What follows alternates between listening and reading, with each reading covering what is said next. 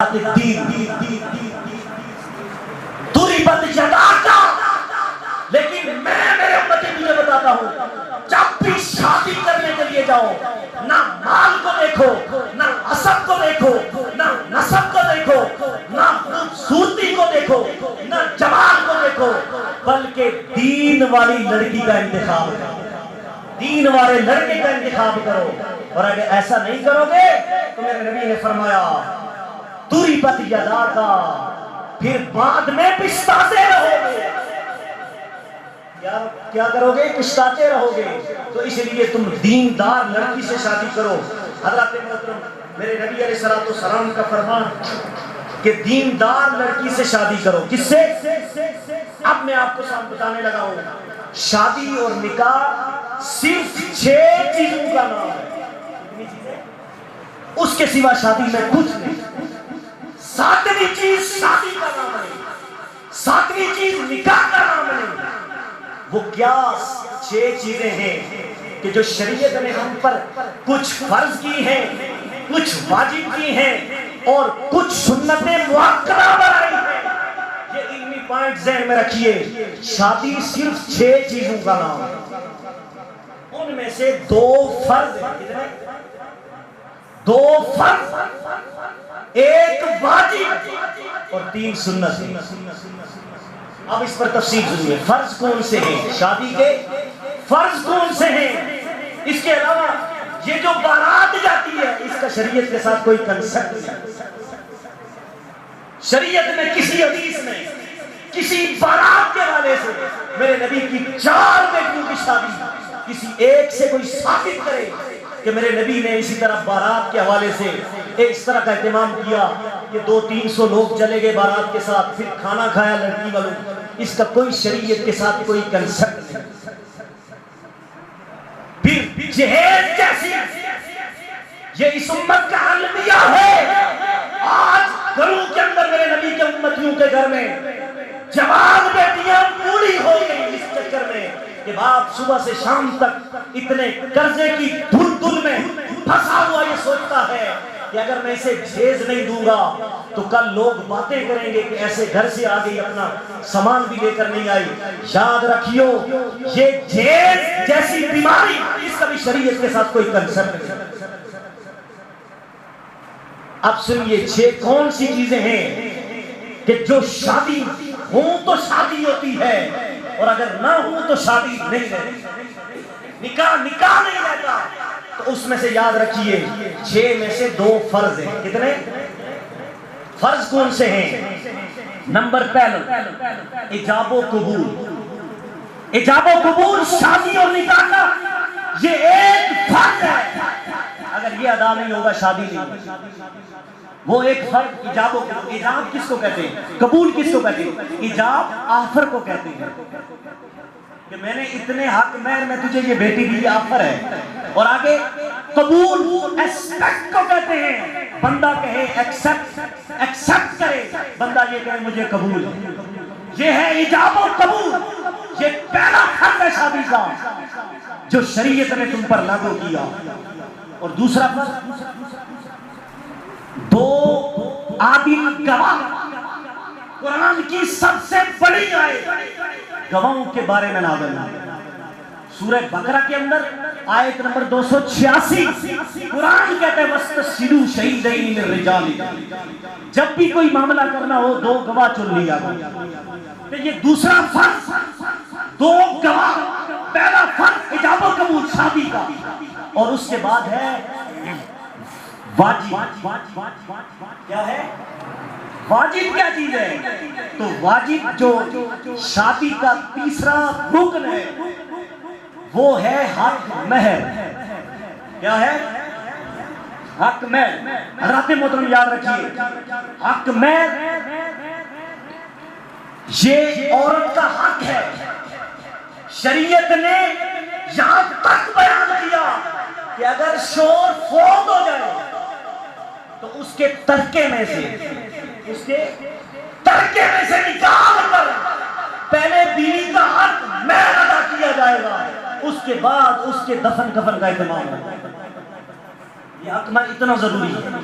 اگر مرضی سے عورت معاف کر دے تو کوئی مسئلہ نہیں، وہ معاف کر سکتی، وہ اختیار رکھتی ہے، لیکن شریعت نے اس کو واجب قرار دیا۔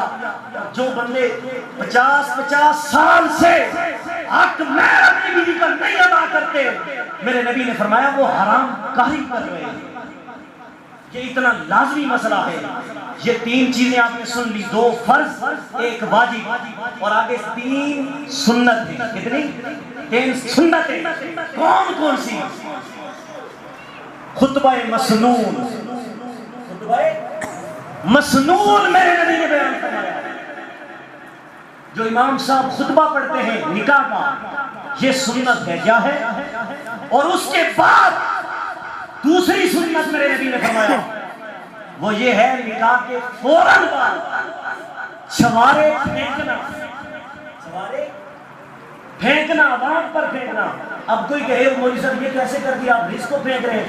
اور بھائی میرے نبی نے خود پھینکا، میرے نبی نے خود پھینکا ہے۔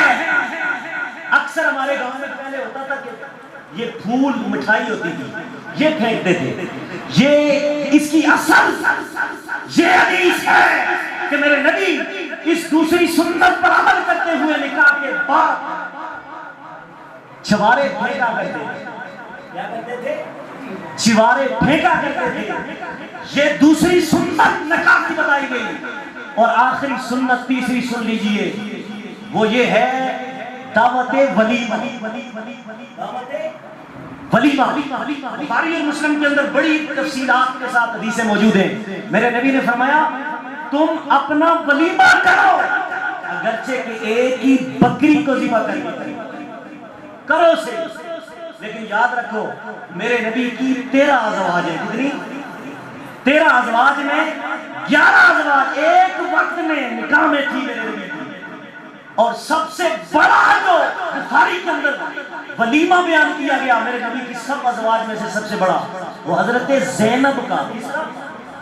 حضرت زینب کا جب نکاح ہوا، نکاح کے بعد ولیمے کی دعوت پر کوئی بڑی بڑی بریانیاں تھی کہ حدیث میں آتا ہے بہت بڑا ولیمہ تھا، اتنا کھانا پکایا گیا۔ جب ہم نے حدیث کا مطالعہ کیا تو نفس شام صرف ایک بکری ذبح کی ولیمے میں، ایک بکری، یہ سب سے بڑا۔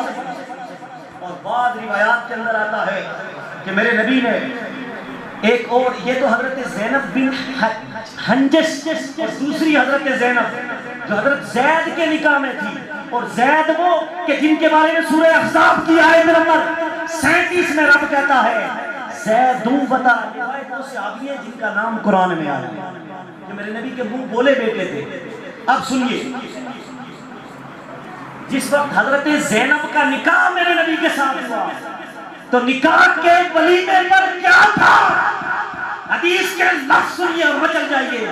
میرے نبی کے صحابہ فرماتے ہیں نہ گوشت نہ روٹیاں تھی تو کیا تھا؟ جواب آتا ہے حلوہ تھا۔ نعرہ تکبیر، نعرہ رسالت، نعرہ رسالت، نعرہ حیدری، نعرہ حیدری۔ حضرت محترم، اور ایک اور صحابیہ حضرت صفیہ، یہ حضرت صفیہ کون تھی جس کے ساتھ میرے نبی کا نکاح ہوا تھا؟ یہ خیبر کے بادشاہ کی بیوی تھی، اس نے طلاق دی، اس متعلقہ عورت سے میرے نبی نے نکاح کیا، حضرت صفیہ۔ جس وقت میرے نبی سے نکاح کیا، یاد رکھیے بادشاہ کی بیوی جو ہوتی ہے اس کا انتخاب ہم جیسا نہیں ہوتا، بلکہ اس کا انتخاب خوبصورت عورت سے ہوا کرتا ہے۔ یہ بڑی خوبصورت ام المومنین حضرت صفیہ، اور بڑی ہنرمند تھی، اچھے اچھے کھانے تیار کرتی تھی، بڑے اچھے طریقے سے کھانے پکاتی تھی۔